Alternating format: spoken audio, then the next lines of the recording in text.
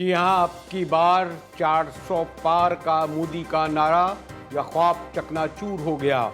और जो अपसेट हुआ है इस इलेक्शन में, जिसमें 543 नशिस्तें थीं और अभी तक वाज़े अक्सरियत तो कह रहे हैं भारी अक्सरियत नहीं मिल सकी। आज कांग्रेस की तीसरी नस्ल बल्कि तीसरी पीढ़ी के नौजवान राहुल गांधी बड़े पुरजोश और नज़र आए और उन्होंने ये कहा कि जनाब ये मोदी की हार हिंदुस्तान के अवाम की जीत है। और साथ ही उन्होंने एडवानी जी का जिक्र किया जो बहुत बड़े स्टॉक एक्सचेंज हैं, करप्शन का नारा लाया। देखिए जी, बड़े पुरएतमाद लग रहे थे, बड़े पुरजोश और खुश नजर आ रहे थे राहुल गांधी। मोदी जी की हार होती है, स्टॉक मार्केट कहता है भैया मोदी जी गए तो अदानी जी गए। मतलब डायरेक्ट रिलेशनशिप है, करप्शन की रिलेशनशिप है। और देश ने नरेंद्र मोदी जी को साफ कह दिया है कि हम आपको नहीं चाहते हैं। ये दुरुस्त है कि हिंदुस्तान भारत की सबसे बड़ी हिंदुस्तान दुनिया की सबसे बड़ी जमहूरिया है, जहां तकरीबन 97 करोड़ वोट डाले जाते हैं। कोई 28 रियासतें हैं, उनके साथ तकरीबन कोई 8 जम्मू कश्मीर यानी मकबूजा जम्मू कश्मीर भी मरकज़ी इदारे हैं। और ये इलेक्शन 7 मराहिल में होता है। 7 अप्रैल से ये शुरू हुआ और तकरीबन ये यकम जून को ख़त्म हुआ और नताइज यकम जून, 2 जून, 3 जून। और अब जिस वक्त मैं आपसे बात कर रहा हूँ तो वो जो अब की बार 400 पार का नाराने वाली बीजेपी जो है वो सिर्फ जो है अब तक खुद पार्टी 243 नशिस्तें ले सकी है, जबकि इन्हें इत्तेहादियों को मिलाकर कहते हैं जी 290 ले लेंगे। उसके मुकाबले में कांग्रेस ने 100 से ज़्यादा नशिस्तें हासिल करी हैं जो पास में लेती रही और वो 242 पे खड़ी हैं। इस तरह मोदी जी को इस बार हुकूमत बनाने में अपने इत्तेहादियों के आगे भी एक बार नहीं कई बार नमस्ते नमस्ते कहना पड़ा होगा। मोदी जी के हार के यकीनन एक बहुत बड़ा सबब लोग ये भी बताते हैं कि मुसलमान अक्सरियत को उन्होंने जो 14-15% हैं नज़रअंदाज किया। पिछली लोकसभा में जो मोदी के भारी अक्सरियत थी उसमें एक मुसलमान भी नहीं था। और इंटरेस्टिंग बात यह है कि हिंदुस्तान में जहाँ बड़े बड़े जहाँ दीदा सियासतदान खड़े होते हैं वहाँ क्रिकेटर्स और ख़ास तौर पर अदाकाराएँ भी खड़ी होती हैं। बड़ी मशहूर यंगी कहूँगा, कंगना दत्त जो हैं इलेक्शन में बीजेपी की टिकट पे जीती हैं, फिर हेमा मालिनी जी जीती हैं, फिर शत्रुघ्न सिन्हा, राज बब्बर जीते हैं। इलेक्शन के नताइज अभी आने शुरू हैं, लेकिन ये इलेक्शन यकीनन जितने भी एग्जिट पोल थे उसके मुकाबले में इसने एक अपसेट किया है। और मोदी को वो जो उसकी पॉलिसियाँ थीं, खाली मुसलमान दुश्मन नहीं बल्कि इंतहा पसंद, और फिर उसमें हम कश्मीर को भी अगर शामिल कर लें तो उसने रद्द कर दिया भारतीय अवाम ने। अब ये देखना है कि कांग्रेस आगे आने वाले जो सूबों के इलेक्शन में किस तरह जीतती है। मशरक़ी पंजाब में मुकम्मल सफाया हो गया बीजेपी का, दिल्ली में सफाया हो गया, राय बरेली जो गढ़ होता था नेहरू ख़ानदान भारी अक्सर दिया है। और सबसे बढ़कर ये कि यूपी जहाँ 80 नशिस्तें होती थीं और जिसमें से 73 नशिस्तें गुज़िश्ता इलेक्शन में मोदी जी ने हासिल की थी, इस बार सिर्फ 40 नशिस्तें हासिल कर सकीं। इस पूरी सूरत पर हमारे साथ बड़े सीनियर सीजनड हिंदुस्तान के सहाफ़ी हैं अक्बर साहब। शुक्रिया कुरबान अली साहब। मेरे ख़्याल में जब आपसे मैं इस वक्त गुफ्तगू कर रहा हूँ तो अभी भी नताइज आना शुरू हो गए हैं, लेकिन ये वाज़ेह हो गया कि मोदी जी ने जो नारा था अब की बार 400 पार, वो तो नहीं हो सका ना कुरबान अली साहब। तो खुद उन्होंने अभी एक हफ्ता पहले एक अपने मीडिया इंटरव्यू में कहा कि ये मुझे भी मालूम था कि हकीकत नहीं है, ये मैंने अपोजिशन को घुमाने के लिए मैंने एक ये नारा दे दिया था ताकि वो इसमें फंसे रहें। यानी वो ये कहना चाह रहे थे कि एक साइकोलॉजिकल वारफेयर उन्होंने करने की कोशिश की। और जो भी हिंदुस्तान की सियासत को और वोटिंग पैटर्न को समझता है वो ये जानता है कि जो पार्टी 436 सीटें लड़ रही है वो उसमें से 400 सीटें कैसे जीत जाएगी। वो ऑलमोस्ट 100% स्ट्राइक रेट यहाँ कभी होता नहीं है। ये एक मर्तबा हुआ था जब आजहानी इंदिरा गांधी के असैसिनेशन के बाद इलेक्शन हुए थे, राजीव गांधी को उसमें 400 से ज़्यादा सीटें मिली थी اور اس وقت اپوزیشن نام کی کوئی چیز نہیں تھی، وہ ایک لہر تھی کانگریس کی، اور کانگریس خود 500 سے زیادہ سیٹوں پہ الیکشن لڑی تھی. تو یہ معلوم تھا کہ یہ ایک محض نعرہ ہے، لیکن ہاں وہ یہ ضرور پر امید تھے کہ 300 سے زیادہ ان کی سیٹیں آئیں گی، اور وہ بھی نہیں آ سکی. اس میں بھی اس بار تقریباً 65 نشستوں پہ ان کو ہار حاصل ہوئی ہے. تو اس لیے وہ تقریباً 245 پہ ہیں خود، جبکہ اس سے پہلے جو انتخابات ہوئے تھے 2014 میں، 2019 میں، 2014 میں ان کو 282 سیٹس حاصل ہوئی تھی، 2019 میں 303. تو یہ اس بار کا ان کا آل ٹائم لو ہے یہ پچھلے 10 سالوں میں. اور اب اس لیے ان کو حکومت بنانے کے لیے بھی کافی مشقت کرنی پڑ رہی ہے، کیونکہ الائز کے ساتھ ان کا جو ٹیلی ہے وہ 290 تک ہی پہنچ پا رہی ہے. اور اس قربانی میں جی بھی یہ جو ایک دو ان کے الائی ہیں، نتیش کمار بہار کے وزیر اعلیٰ، اور چندر بابو نائیڈو جو کہ آندھرا پردیش کے وزیر اعلیٰ ہونے والے ہیں، ابھی ریاستی اسمبلی میں قربان جی یہ جو انتخابات ہوئے ہیں، اس میں ان کی پارٹی کو سبقت ہے. قربان جی یہ جو کانگریس کو بہرحال غالباً جو پاس کے 3-4 الیکشن میں بری طرح شکست ہوئی ہے، یہ درست ہے کہ جواہر لال نہرو کے بعد نریندر مودی دوسرے وزیر اعظم ہوں گے جو تیسری بار منتخب ہو رہے ہیں. ایک ہمارے یہاں پاکستان میں پرسیپشن ہے کہ کوئی مسلم فیکٹر بھی بڑا اہم ہوتا ہے. غالباً ویسے تو 14% ہیں، 15% ہیں، اور نچلے درجے کے جو دلت ہیں انہی کی طرح ان کے ساتھ سلوک ہو رہا ہے. تو کیا اور شاید پاسٹ کی اگر میں دیکھ رہا ہوں لوک سبھا، تو بی جے پی میں شاید ایک بھی مسلمان نہیں جیتا، یعنی وہ کھلے بغیر کسی لگی لپٹی ایک بی جے پی ایک ہندو پارٹی ہی سمجھی جاتی ہے، اور اس کا اظہار مودی جی کرتے بھی رہے. کیا یہ فیکٹر، مسلمان فیکٹر نے بھی اس میں کوئی کام کیا؟ جی دیکھیے، مسلم ووٹ کوئی بہت زیادہ اہم ہندوستان کے الیکشن میں اس طرح سے نہیں ہوتا کہ وہ ایک ووٹ بینک ہے، لیکن ہاں جب وہ کچھ دوسرے ووٹ بینک کے ساتھ میں الائنس کرتا ہے، مثلا جو دلت ہیں، بیکورڈز ہیں، تو پھر وہ ایک بڑا چنک بن جاتا ہے.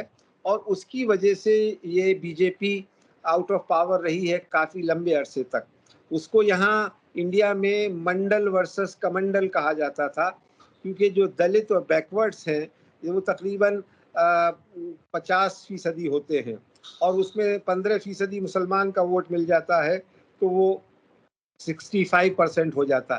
لیکن پچھلے 2 انتخابات میں بی جے پی نے اس دلت اور بیکورڈ ووٹ کو بھی استعمال کر لیا تھا، ان کے ساتھ الائنسز کر لیے تھے، اور بڑا ووٹ ان کی طرف شفٹ ہو گیا تھا نیشنلزم کے نام پہ. پلوامہ، بالا کوٹ کا جو معاملہ ہوا اس کی وجہ سے.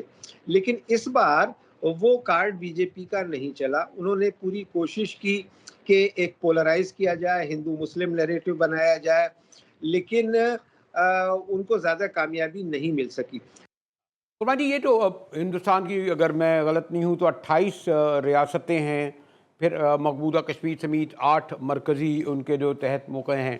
تو یو پی جو ایک زمانے میں بڑا وہاں کی جو پارٹی تھی، پہلے تو خیر کانگریس جیتتی تھی، اس کو پارٹی کے مقابلے مودی جی کو غالباً ہمیشہ بڑی اکثریت 80 نشستوں میں وہاں سے حاصل ہوتی تھی. ایسٹ پنجاب میں تو خیر پچھلی بار بھی لوز کیا، دہلی ان سے پہلے چھنا ہوا تھا. تو یہ جو کہاں زیادہ اپسیٹ ہوا ہے جو ان ریاستوں میں، جس کی وجہ سے مودی جی جو 400 تو کیا 300 کو قریب بھی نہیں چھو پائے، بلکہ اتحادیوں کے ساتھ بھی شاید 300 نہ کر سکے. قربان جی جی، مودی جی کو سب سے بڑا اپسیٹ بی جے پی کو جو ہوا ہے وہ یو پی میں ہوا ہے، جہاں سے 80 نشستیں آتی ہیں، اور جہاں وہ پچھلی مرتبہ یعنی 2014 میں 73 نشستوں پہ جیتے تھے، اور 2019 میں وہ 62 نشستوں پہ جیتے تھے. اس بار وہ 40 سے بھی نیچے چلے گئے ہیں. تو یہاں ان کو میجر سیٹ بیک ہوا ہے، اور یہ اس لیے بھی بڑا سیٹ بیک ہے کہ ابھی رام مندر کا انوگریشن انہوں نے جنوری میں کیا تھا، اور وہاں بھی پولرائز کرنے کی کافی کوشش کی تھی. متھرا اور کاشی کے مندروں کا بھی معاملہ ہے، اس کو بھی کافی ہائی لائٹ کیا گیا تھا. باوجود اس کے جو میں آپ سے عرض کر رہا تھا کہ جو دلت بیکورڈ ووٹ ہے اور پلس مسلمز، وہ ایک بڑا چنک بن گیا، اور اس نے یو پی میں بی جے پی کو نقصان پہنچایا. اس کے علاوہ जो हरियाणा है, दिल्ली से मुंसलिक स्टेट है, वहाँ बीजेपी को नुकसानात हुए हैं, पंजाब में हुए हैं और राजस्थान में पिछली बार 25 नशिस्तें थीं, इस बार 10 नशिस्तों पे वहाँ कांग्रेस पार्टी ने जीत हासिल की है। 2 सीटें गुजरात, जो कि एक बहुत बड़ा गढ़ था बीजेपी का, वहाँ भी उनको नुकसान हुआ है। और इस तरह से आप देखें तो बीजेपी ने बाज़ाते खुद तकरीबन 65 नशिस्तों पे उसे हार हुई है, और जो उसके हामी हैं, एलाइज पार्टियां हैं, उनमें भी 30-35 सीटों की कमी आई है। तो इस तरह से आप देखें कि जो एनडीए अलायंस, जो अभी तक हुक्मरान अलायंस था, जिसकी तकरीबन 350 सीटें पार्लियामेंट में थीं, वो तकरीबन 50-60 कम हो गई हैं। कुर्बान जी, एक आमतौर पर हम देखते थे जब वेस्ट बंगाल में ज्योति बासु की कम्युनिस्ट पार्टी ऑफ इंडिया गालिबन कोई 4-5 इलेक्शन जीते, 30 साल उनका राज रहा। केरला में भी वो मखलूत हुकूमत बनाते रहे, लेकिन फिर बतदरीज बंगाल छिना कम्युनिस्टों से, शायद केरला भी हुआ, और एक वक्त तो खैर वहाँ के ज्योति बासु जो प्राइम मिनिस्टर थे वो प्राइम मिनिस्टर बनने जा रहे थे। तो आमतौर पर हम उस वक्त ये डिस्कस करते थे कि मुसलमान और कम्युनिस्ट ये कितने हैं। गालिबन लोकसभा में भी 40-42 कम्युनिस्ट होते थे, मुसलमानों का तनासुब भी। तो अब हम अगर मुसलमानों की आबादी 15% है, उस तनासुब से कितने हुए? बीजेपी में तो नहीं, और कम्युनिस्ट तो शायद बहुत ही माइनर। कुर्बान जी, अभी कहना मेरे ख्याल में क़ब्ल अज़ वक्त होगा। मुश्किल है, क्योंकि कांग्रेस पार्टी 100 का बेंचमार्क कभी क्रॉस नहीं कर पाई है, और हुकूमत बनाने के लिए 272 का जो मैजिक फिगर है उसकी ज़रूरत होती है, और जो उसकी एलाई पार्टनर हैं, जो हामी जमातें हैं, वो तादाद मिलकर के इतनी नहीं होती। अगर चंद्रबाबू नायडू और नीतीश कुमार, जो इस वक्त मोदी की हुक्मरान अलायंस में शामिल हैं, वो वापस आते हैं, तो फिर कांग्रेस के हुकूमत बनने के कोई आसार बन सकते हैं। शुक्रिया कुर्बान जी। मैं उनका कहना था कि मुसलमान फैक्टर तो नहीं, लेकिन जो निचले दर्जे के लोग थे, क्योंकि मोदी जी ने हमेशा एक बड़े खुश जो एलीट या इश्राफियत थी वही उनके साथ होती थी। और आपने देखा जिसका सबूत के पूरी स्टॉक एक्सचेंज बैठ गई, और ये गठजोड़ बता रहे थे राहुल गांधी उनका और अडवाणी का। देखिए, ये इंडिया के इलेक्शन ख़ास तौर पर इस वक्त जबकि बड़ी मुश्किल से वो गवर्नमेंट बना सकेंगे अपने तैयारियों के साथ, हम लोगों के लिए इसलिए तशवीश का बाइस रहते हैं और दिलचस्पी का बाइस रहते हैं कि इसका आने वाले दिनों में पाकिस्तान से कैसे ताल्लुकात होंगे। क्या मोदी जी की वही ज़बान होगी, ये आने वाले दिनों में देखा जाएगा। चलते हैं एक ब्रेक की जानिब कि हमारे यहाँ तो अदालतें ही आजकल सियासत पर हावी हैं।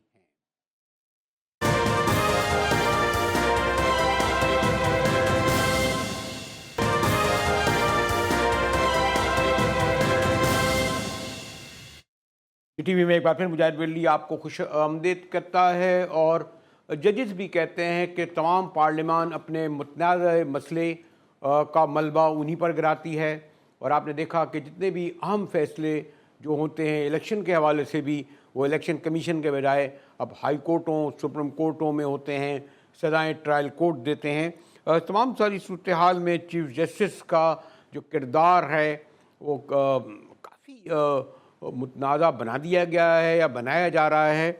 हमारे साथ बड़े सीजन सीनियर बल्कि एक अथॉरिटी का दर्जा रखते हैं चौधरी एतराज़ हसन साहब मौजूद हैं। लॉ मिनिस्टर रहे पीपल्स पार्टी की गवर्नमेंट में, वज़ीर दाखिला रहे, लेकिन सबसे बढ़कर ये कि जो सफ़े अव्वल के जो इंटेलेक्चुअल लॉयर्स समझे जाते हैं मुल्क में, उनमें चौधरी साहब को सर फहरिस्ती कहूँगा। शुक्रिया चौधरी साहब, आपने हमारे लिए वक्त निकाला और आप भी गुफ्तगू करते रहे हैं। ये चीफ जस्टिस साहब इतने मुतनाज़ा हो गए हैं कि तहरीक इंसाफ ने ये कहा है कि अब वो किसी केस में ना बैठे जिसमें इमरान खान या पीटीआई का केस हो। चौधरी साहब, इसमें दो चीज़ें हैं। एक तो वो बल्ले का निशान जो लिया उसमें सीधा सा चीफ जस्टिस का अपना ही फैसला है, और वो बड़ा एक अनोखी बात है कि निशान को इस तरह ट्रीट किया गया है کہ نشان جیسے پارٹی کا نشان ہے، پارٹی کا نشان نہیں ہے یہ، اصل میں در حقیقت یہ نشان ہے ووٹر کا، اور ووٹر کی سہولت کے لیے ہوتا ہے۔ ان پڑھ ووٹر ہے آپ کا 70% ووٹر آپ کا ان پڑھ ہے، تو اب اگر ان پڑھ ووٹر کو آپ اس کے سامنے 40 نام رکھ دیں گے، 20 نام رکھ دیں گے، وہ کہاں سے پڑھے گا پتہ لگے گا۔ یہ انڈیا میں اور بنگلہ دیش میں، پاکستان میں، سری لنکا میں شاید نہیں ہوتا، وہاں 99% خواندگی ہے، پر یہ ہمارے ملکوں میں یہ نشان دیا جاتا ہے تاکہ آسانی ہو جائے جس نے پیپلز پارٹی کو ووٹ دینا ہے، جو بلاول چیئرمین بلاول کو ووٹ دینا چاہتی ہے خاتون، وہ بزرگ، وہ تیر کے نشان پہ لگا دے، جو میاں نواز شریف کو ووٹ دینا چاہتے ہیں وہ شیر کے نشان پہ لگا دے۔ اسی طرح ان کا نشان تھا۔ اب وہ ووٹر کو اگر آپ نے اس طرح تو ڈس انفرینچائز کر دیا، اور وہ ڈس انفرینچائزمنٹ کا مطلب ہے وہ ووٹ نہیں ڈال سکتے۔ اب ووٹ تو ایک بنیادی حق ہے، یہ تو ہائی کورٹ نے، سپریم کورٹ نے بڑی ہی الیبریٹ ججمنٹس میں 1988 میں 2 ججمنٹس دی تھی، دونوں بی بی شہید کے پٹیشن پہ، میں بھی وکیل تھا اس میں، ان دونوں میں، ان میں یہ بھی کہا کہ ووٹ بھی بنیادی حق ہے اور سمبل بھی بنیادی حق ہے، کیونکہ ووٹ کو ایکچویٹ کرنے کا، ووٹ کا حق استعمال کرنے کا، جو ووٹ کا بنیادی حق ہے اس کو استعمال کرنے میں جو بھی ممد یا سہولت ہو سکتی ہے، وہ ضروری ہے، وہ سہولت بھی ایک بنیادی حق ہے۔ لہذا بنیادی حق تھا یہ، کوئی جتنے بھی کروڑ ووٹر جو اس پارٹی کے تھے، ان کے سے وہ ان کو ڈس انفرینچائز کر دیا آپ نے، پارٹی کو منتشر کر دیا۔ پارٹی کو منتشر یا ختم کیا ہی جا سکتا ہے صرف ایک ریفرنس اگر گورنمنٹ فائل کرے اس پارٹی کے خلاف سپریم کورٹ میں، تو اس ریفرنس پہ جس طرح نیب کو، نیشنل عوامی پارٹی کو ڈسکوالیفائی کیا تھا، ڈی رجسٹر کیا تھا، اس طرح وہ ڈی رجسٹر ہو سکتی ہے، ورنہ تو نہیں ڈی رجسٹر کیا جا سکتا، منتشر نہیں کیا جا سکتا۔ اب انہی فیصلوں کو بالخصوص جو چیف جسٹس صاحب نے ایک خط لکھ کے برٹش ہائی کمشنر کو، اس کے مطلب ہے اس میں کیا ان کو ضرورت تھی خط لکھنے کی؟ میں سمجھتا ہوں یہ تو فارن آفس کا کام تھا، آپ فارن آفس کو لکھتے تھے کہ آپ یہ کریں، آپ اس میں اپروپریٹ رسپانس دیں، یا میرے سے ڈسکس کر لیں اپروپریٹ رسپانس دینے کے لیے۔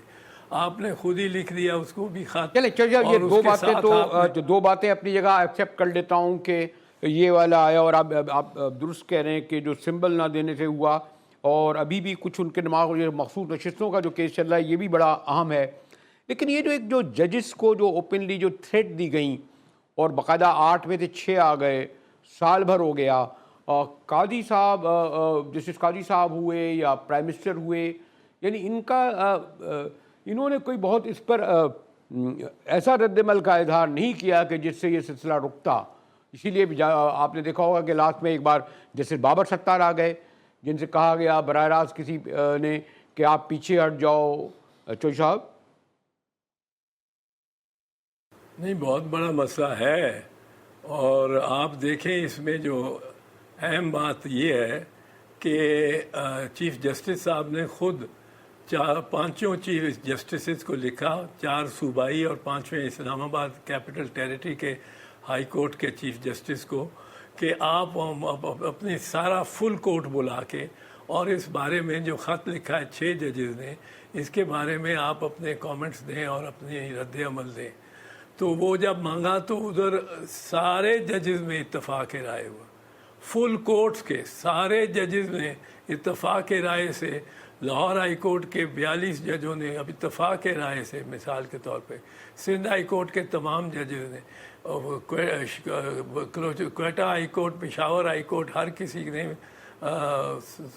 پورے ایک یکجا اور یونینیمس ओपिनियन जो दी उसमें कि ना सिर्फ ये धमकियां देते रहे हैं पर आजकल भी दे रहे हैं और बाकायदा चल रही हैं और ये दबाव डालने की कोशिश करती हैं एजेंसियां हम पे और हमें बड़ी इसकी मतलब है तशवीश रहती है। देखिए तो चौधरी ये साहब तो बात सब यहीं हाई तक कोर्ट का ने कहा, चौधरी साहब देखिए ये unanimous। बात सिर्फ उन जिनकी तरफ इशारा कर रहे हैं नहीं है, लेकिन खुलेआम प्रेस कॉन्फ्रेंसें भी तो हुई हैं, तो उसमें भी तो कोई इनके खिलाफ कार्रवाई क्यों नहीं है जो कंटेम्प्ट कर रहे थे। मैंने देखा कि हमारे गवर्नर सिंह टिसोडी साहब कर रहे थे, फिर खैर वो MKM के आज तो खैर माफ़ी ले गए, एक कोई फैसल वाडा साहब हैं, वो तो बड़े अपनी पार्टी को ही कलादम करार दे रहे हैं, उन्होंने डटे हुए कहते हैं मैं तो मानूंगा नहीं नोटिस। तो ये जो प्रेस कॉन्फ्रेंसों का सिलसिला तक भी शुरू कर दिया गया चौधरी साहब। देखें जी, जब वाडवा बोलता है तो वो किस ब्याफ पे बोलता है। वो पीपल्स पार्टी का उम्मीदवार नहीं था, वो मुस्लिम लीग नवाज में नहीं है, वो MQM में नहीं है, लेकिन वो सेनेट में पहुंच गया। क्या कमाल है। तो जिन्होंने पहुंचाया उनकी आवाज़ ही है ना वो। अब वो कहते हैं कि हम फुटबॉल खेलेंगे जजों की पगड़ियों से, और ये तो हद का बयानिया है बहुत ही ज़्यादा। इस पे चीफ जस्टिस साहब इनएक्टिव रहे हैं बिल्कुल मेरे ख्याल में। चौधरी साहब अगर मैं आपसे तो गुफ्तगू अगर हो तो जिस मौजू पर भी हो, एक सवाल में भी कमी जवाब इतना तो मैं अगर कंक्लूडिंग आपसे सवाल करूं, बल्कि आप ही का रिमार्क्स ये आया है कि इमरान खान आपको यानी बानी तहरीक आपको आप उन्हें जेल से बाहर निकलता हुआ नहीं देख रहे। बहुत बड़ा आपने हुआ है, देखें अभी रिलीफ मिला है साइफर केस में, और भी बहुत सारे केसों में उन्हें रिलीफ मिलना शुरू हो गया है। आपने किस बुनियाद पे कहा? देखो, मैं इसलिए कहता हूँ कि पहले तो मैं कहता हूँ पाकिस्तान में तो कोई पेशीन गोई की ही नहीं जा सकती माजी के अलावा। ये मैं बार बार कहता हूँ। कोई पता नहीं परसों निकल आए इमरान खान, ये क्या पता है, ये सारा काया पलट जाए। 8 मई को पता था 9 मई को क्या होने वाला है और उसके कितने दूरस्थ नताइज होंगे। तो ये किसी को पाकिस्तान में कुछ नहीं कहा जा सकता। बाकी ये है कि पाकिस्तान में जो तब्दीली आती है यकदम भी आ जाती है, पर जो इमरान खान के लिए मौजूदा हुक्मरानों ने, और मैं हुक्मरानों से मुराद मेरी शहबाज शरीफ नहीं है और ना ही मरियम बीबी है, बट ना ही नवाज शरीफ है, जो उन्होंने जो मंसूबे बना रखे हैं वो तो 13 मरतबा निकलता है कैदी, बज़मानत करा के 13 मरतबा पकड़ के उसको अंदर डालते हैं। तो वो अभी तो अफोर्ड नहीं कर सकते कि खान बाहर आए। और ये जो हुक्मरान है तो वो और केसेस बनाएंगे, पर अल्लाह करे अदलिया में जान है और जान रहे तो वो इंडिपेंडेंट फैसले करती जाए।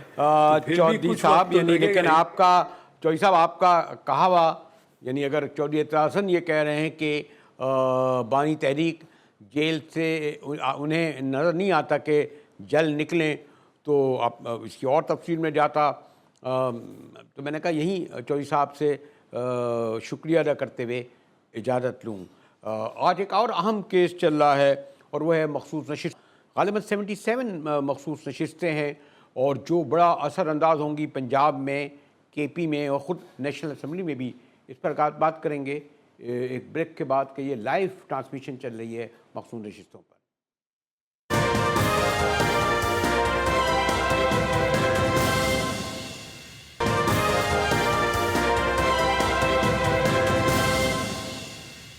GTV में एक बार फिर मुजाहिद वली आपको खुशामदीद कहता है। खुशाइन बात यह है कि बहरहाल अब लाइव कवरेज भी दिखाई जा रही है।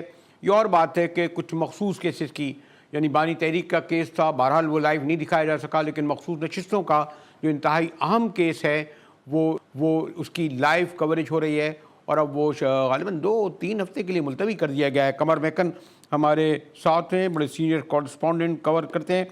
قمر، پہلے تو یہ بتائیے، آج جو چیف جسٹس، آج کے ایک تو نظر آ رہا ہے کہ کافی ججوں میں جو مکالمے ہو رہے ہیں تو تقسیم بھی نظر آ رہی ہے، بلکہ تلخی بھی نظر آ رہی ہے۔ یعنی چیف جسٹس صاحب کو پتہ تھا کہ وہ وکیل یقیناً فیصل صدیقی صاحب ایک پرومننٹ لائر ہیں، تو یہ کس بات پر وہ اتنا ریئیکٹ کر گئے اس بات پر قمر؟ یہ غالباً اس طرح کبھی کم ریئیکٹ کیا ہوگا انہوں نے۔ جی بالکل، آج چیف جسٹس جو ہے وہ کافی غصے میں نظر آئے۔ وہ معاملہ کچھ اس طرح سے ہوا کہ جب سنی اتحاد کونسل کی سیٹوں کا معاملہ چل رہا تھا تو بیچ میں تحریک انصاف کو لیول پلینگ فیلڈ نہ دینے کا معاملہ بھی اللہ نے اٹھایا۔ انہوں نے کہا کہ وہ لیول پلینگ فیلڈ پر بھی کچھ معاملات ہیں، اور اصل معاملہ بلے کے کیس کا جب شروع ہوا تو تب بھی یہ معاملات شروع ہوئے، تو جس پر چیف جسٹس اور جسٹس محمد علی مظہر نے اس بات کی کہ اس کے بارے میں پٹیشن وغیرہ یہاں پر موجود ہے، اس کے اوپر بات نہیں کرنی چاہیے، تو جسٹس اطہر من اللہ نے بھی اس وقت کہا کہ جی بالکل، اگر ہم سچ بولیں گے تو وہ ظاہر ہے سچ بہت کڑوا ہوگا۔ تو آپس میں کافی تلخی جو ہے اور مکالمہ اس طرح سے چل رہا۔ کل بھی ہم نے اس معاملے پر دیکھا، جسٹس منیب اور چیف جسٹس قاضی فائز عیسیٰ کے درمیان جو ہے تلخ جملوں کا مکالمہ بھی ہوا۔ جو ججز کی تقسیم کی آج آپ نے بات کی ہے وہ بھی بڑی تقریباً 9 ججز ہیں، اگر 10 کہوں تو غلط نہ ہوگا، لیکن 9 ججز کے بارے میں یقیناً کہا جا سکتا ہے کہ وہ ایک طرف آج ہمیں نظر آئے، تو دوسری طرف چیف جسٹس قاضی فائز عیسیٰ کے ساتھ جسٹس محمد علی مظہر، جسٹس امین الدین اور جسٹس افغان جو لیکن قمر، اس سے زیادہ قمر میرا خیال ہے اس کیس کے حوالے سے زیادہ اہم بات یہ نہیں ہے، اگر آپ مجھے غالباً 24 جون تک یہ ملتوی کر دیا گیا ہے نشستوں کا کیس۔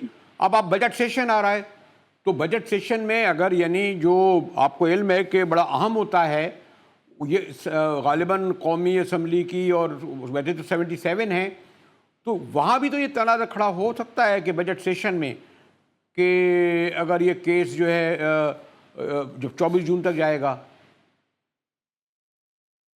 جی بالکل بالکل، یہ تنازع کھڑا ہو سکتا ہے، اور سپریم کورٹ کے مائنڈ میں ایک چیز یہ بھی ہے، کیونکہ چیف جسٹس قاضی فائز صاحب پارلیمان کو بار بار جو ہے وہ مقدم قرار دیتے ہیں، تو وہ اس معاملے کو واپس بھیجنے کا بھی کہہ سکتے ہیں، لیکن کبھی امکان یہ ہے کہ جو اس وقت معاملہ چل رہا ہے 24 جون کے آگے انہوں نے ڈیلی بیسس پر چلانے کے لیے کہا ہے، لیکن جسٹس منصور نے جو حکم نامہ لکھوایا تھا اس کے مطابق اب کسی بھی قسم کی قانون سازی میں وہ لوگ شامل نہیں ہو سکتے، تو ظاہر ہے اب اس میں واقعی کافی سیریس نوعیت کے سوالات جو ہیں وہ کھڑے ہوتے ہیں۔ تو یہ قانون سازی میں جب یعنی اگر سوری ٹو سے، ویسے تو ان کو سادہ اکثریت حاصل ہے، بعض ایشوز ایسے بھی تو آتے ہیں کہ 2/3 اکثریت کی ضرورت ہوگی، اور اگر یہ 24 غالباً ارکان ہیں یہ شامل نہیں ہوتے تو پھر 2/3 اکثریت سے تو یہ بعض معاملات طے نہیں ہو سکیں گے نا پھر۔ جی بالکل ایسا ہی ہے، بالکل ایسا ہی ہے، اور اس وقت موجودہ حکومت کے سامنے یہ ایک بہت بڑی مشکل جو ہے وہ کھڑی ہو چکی ہے۔ اور اس میں یہ بھی ہے کہ پیپلز پارٹی بھی کچھ اتنی خوش نہیں ہے، بلکہ تھوڑی آنکھیں دکھانی شروع کر دی ہیں، کیونکہ اسی پر غالباً اس وقت شریف حکومت کھڑی ہے۔ جی بالکل سر، دیکھیے اس میں حکومت واضح طور پر اس وقت چاہتی ہے کہ ان کے ساتھ مذاکرات ہوں، اور وہ بارگین کرنے کی سچویشن میں بھی اس وقت نظر آتی ہے۔ بار بار جو پیغام رسانی ہے ان کی طرف سے، جیسے مصدق ملک صاحب کا حالیہ اگر بیان دیکھیں تو ان کی طرف سے واضح اشارے ہیں کہ ہمارے ساتھ بیٹھ کر بات کی جائے۔ حکومت کو بھی اس کا اچھی طرح سے پتہ ہے کہ جو اس وقت حالات بن چکے ہیں اس میں جو اپوزیشن کو ساتھ ملائے بغیر آگے قانون سازی کوئی ممکنہ طور پر جو نظر آ رہی ہے کہ ان کو کرنی پڑے گی متفقہ طور پر، یہ بہت ہی اہم معاملہ ہے، اور بجٹ کے معاملے پر تو حکومت کو میرے خیال میں اپوزیشن کے ساتھ بہت ٹھیک ٹھاک قسم کی جو نیگوسیشن ہے وہ کرنی پڑیں گی۔ اگر میں آخر میں آپ سے پوچھوں کہ کیونکہ کئی ایسے ایشوز آئے ہیں جس میں جیسے یہ جو میڈیا کے حوالے سے بل آیا اس پر بھی ساتھ نہیں دیا شریفوں کا، اس طرح بجٹ کے موقع پر بھی غالباً کئی ایسے مرحلے آئیں گے، اور اگر اس میں ایبسنٹ کرتی ہے پیپلز پارٹی اور اپوزیشن کا ساتھ ہی گویا دینا ہوا تو پھر تو زیادہ مشکلات ہوں گی نا پھر شریفوں کے لیے۔ سر یہ اگر آپ ان ہاؤس تبدیلی کا اشارہ کر رہے ہیں تو ظاہر ہے، نہیں ان ہاؤس نہیں، یعنی یہ جو اگر ووٹنگ کا مرحلہ آیا بجٹ میں کسی اہم مسئلے پر، ڈیفنس بجٹ کے مسئلے پر ہو، کوئی اور اسی ایشو ہو،